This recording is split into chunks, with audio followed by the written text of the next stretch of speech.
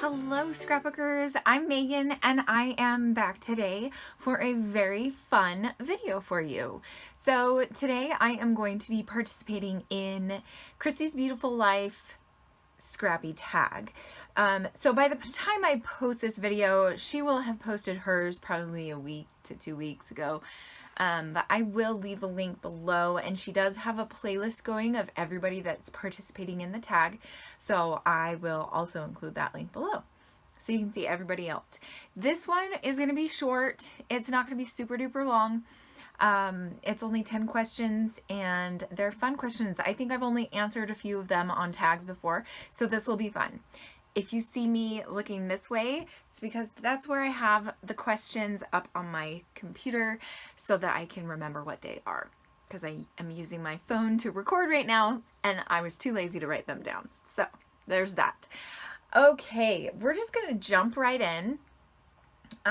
Let's see. Question number 1. What brought you to scrapbooking? So this is a story that I have told multiple times. If you've been following me for a while, you've probably heard it and are tired of hearing me say it, so I'll make it quick.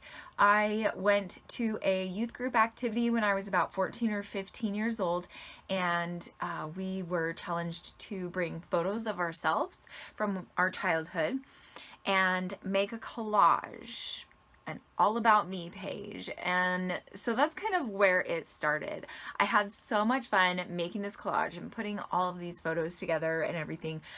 And I decided, you know what, I'm going to start scrapbooking all of these photos that I have, because I had been taking photos since I was like 8 or 9.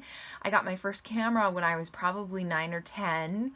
And I loved taking photos from, I don't even remember when, but I was always taking photos.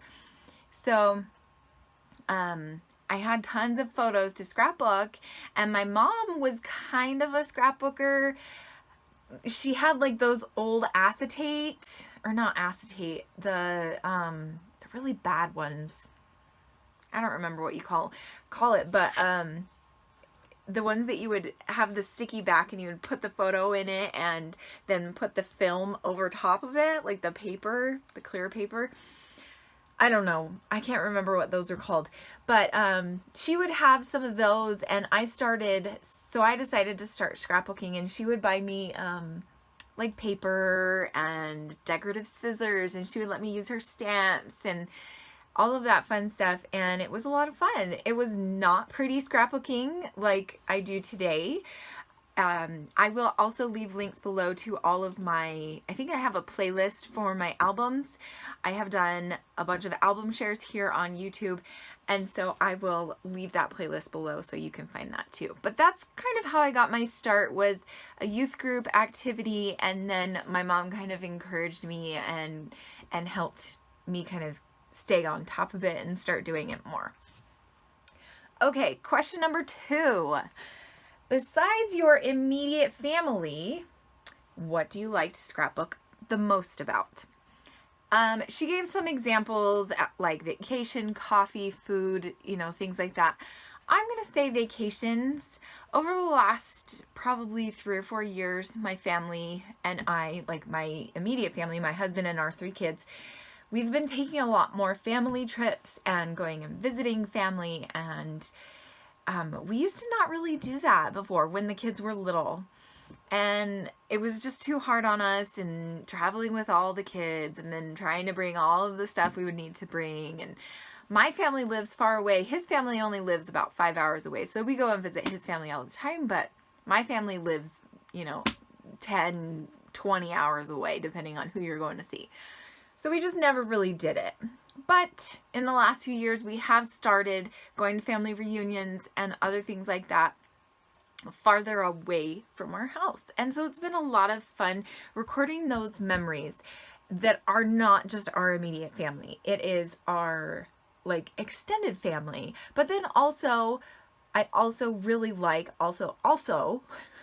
sorry, I really like to scrapbook our vacations that we take as an immediate family as well. So we usually around spring break try to take the kids somewhere for the day or for the week or something, and just get out of town. And I really like scrapbooking those photos too, and remembering those memories, because I want them to remember these fun times that we had. Okay, question number 3. Are you a buy it all or use your stash type of scrapbooker? So this one is actually an interesting question, and probably the longest question, or the longest answer I will have this whole video.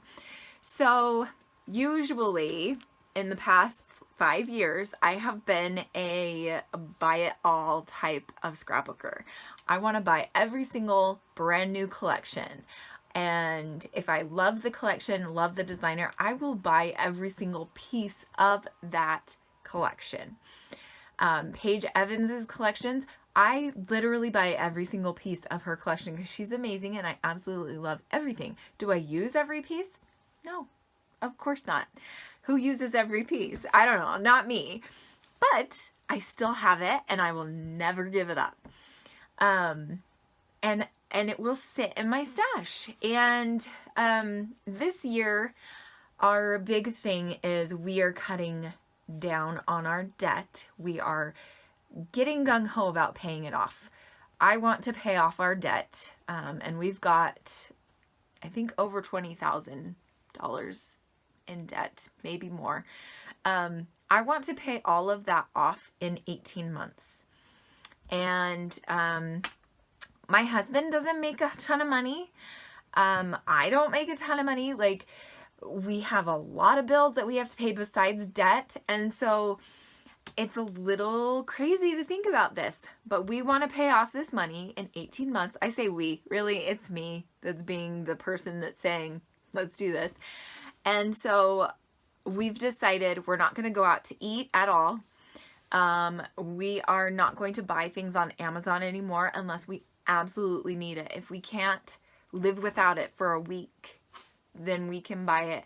But we are questioning what we are buying a lot more lately. And I'm really proud of us, really proud of us. And scrapbooking is one of those things that has had to be pushed aside. I was on the Secret Not Secret Kit Club, and I was in the Click Kits Kit Club. I have since canceled those, and I haven't, I'm not going to be able to buy anything on a monthly basis anymore. So I am basically telling myself I'm going to have a year-long scrapbooking freeze. So I am going to be a use it or a stash user now, which is totally fine because I know you can't really see because everything that's over here isn't really scrapbooking related, but everything that's in front of me that I am staring at right now is all scrapbooking stuff, and there is so much of it.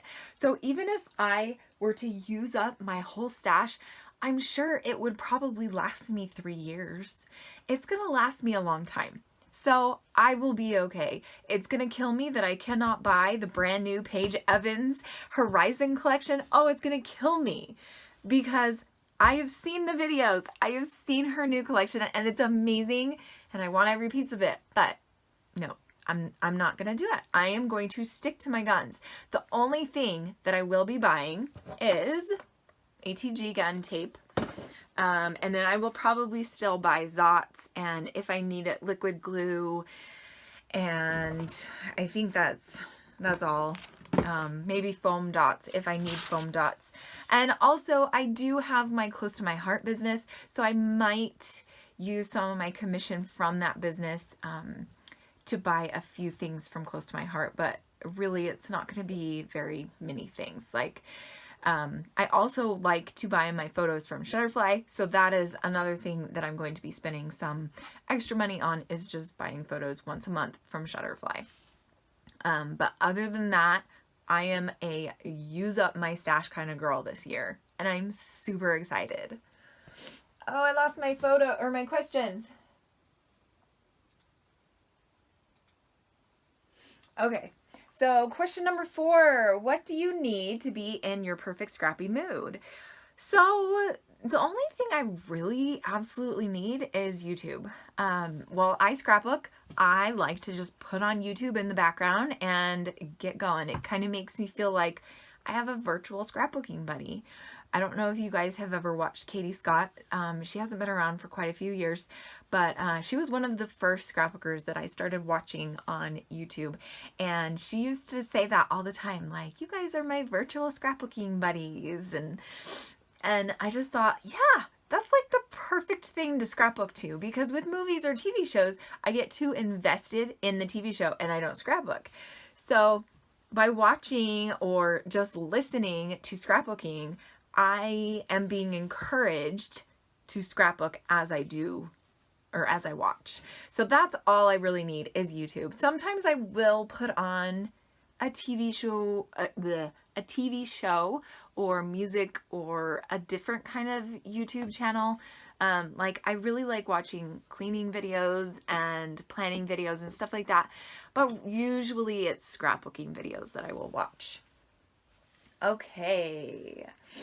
Oh, and food-wise, I don't really eat food that much. Like I might bring a snack downstairs, like a granola bar or cereal or something if I'm scrapping late at night, or a dessert or something like that. But really, the only thing food-wise that I have to have is just water. Water or coffee I try to have with me at all times. Okay, question number 5. Are you more of a literal scrapper or a random scrapper? I am literal. I will not put a random embellishment just on a layout just because I think it's cute. No, I cannot do that. And my husband hates that too. He's like, why the heck is this zebra on this layout about Jonas going to school, you know, or whatever. He doesn't like it either. So, and I'm totally fine with that. I think it's weird if you have a tiger on a layout, you better be going to the zoo, you know? But that being said, I'm not going to go and buy an ugly spaghetti background for a spaghetti face child mess, you know? So there's like a give and take to it. I do literal, but not so crazy literal that it's like that's the only thing you see is spaghetti is the theme, right? Because there used to be those scrapbookers that would scrapbook like the spaghetti photos on a spaghetti paper with the spaghetti stamps with the spaghetti title, and it's just like, holy cow, slow down, that's too much spaghetti. Anyway, sorry, that was just like a random thought example. Not that I did that or saw anybody do that. Okay. Number 6, let's see. How many pages do you try to scrap in a certain amount of time? So none. I used to try to scrapbook 8 to 10 pages a month, but in this last year, my lifestyle has kind of changed. I have become a working mom, and so I don't have enough time to have a deadline on myself for something like that. Scrapbooking is supposed to be my release. It's supposed to be my fun time. So I just do it for fun. I'm only on one design team this year. And I am totally excited about that and okay with it. And I'm only making 2 layouts for that design team a month. So I'm okay with that. So I guess you could say 2 layouts. 2 layouts a month is my minimum. That's it. I will make more. Like this month I have made, I think 8 so far actually, which is kind of a lot for me. Last month I think I made 1, which is really sad. Not including December daily, I guess I should say. So yeah, it really just depends on the month, what I have going on, what my work schedule is, and all of that stuff. So I try not to give myself deadlines, but this year I am going to start doing more scrapbooking series again on YouTube with friends. So I think I'm going to try to do at least 5 or 6 layouts a month on YouTube. So I guess we could say 6 layouts is going to be my expected from now on, because all of these things are starting in February, which you guys are probably seeing this in February. Okay, question number 7, favorite collection from 2018. So that one is hard because there were a lot of collections that I absolutely loved. Number 1 is Paige Evans' Pick Me Up. I had Christina from the Secret Not Secret Kit Club make me a $50 kit, and it was amazing, and it had almost every single piece of the kit, or of the collection in that kit, and I absolutely loved it. I still have some of it. Let's see, then another one that I really absolutely loved that was probably runner up to pick me up is Auburn Lane. That one, I think I did another $50 kit from Christina, and it was amazing as well. So those are, I think, the two biggest collections that I absolutely loved from last year. Okay, question number 8. What is one Scrappy technique that you have never or rarely tried that you wish you were good at?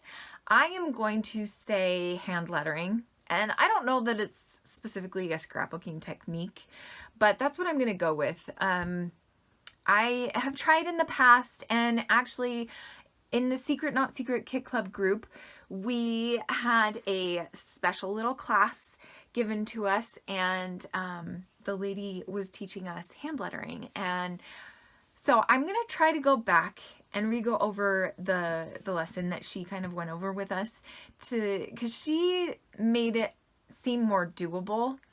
I've taken the hand lettering classes before, and it just is like way up here and I'm way down here, you know. So her level, I don't want to say level, but the way she taught it made it feel more achievable. So I think I'm going to try to do that sometime here in the near future. We'll see, but it's hand lettering. Okay, what color combo do you think we should see more of? Definitely purple and teal. I love purple and teal together. Gray and then medium blue. So all 4 of those colors together would actually be really pretty. But medium blue, purple, teal, and gray. I think those would be an amazing color combination.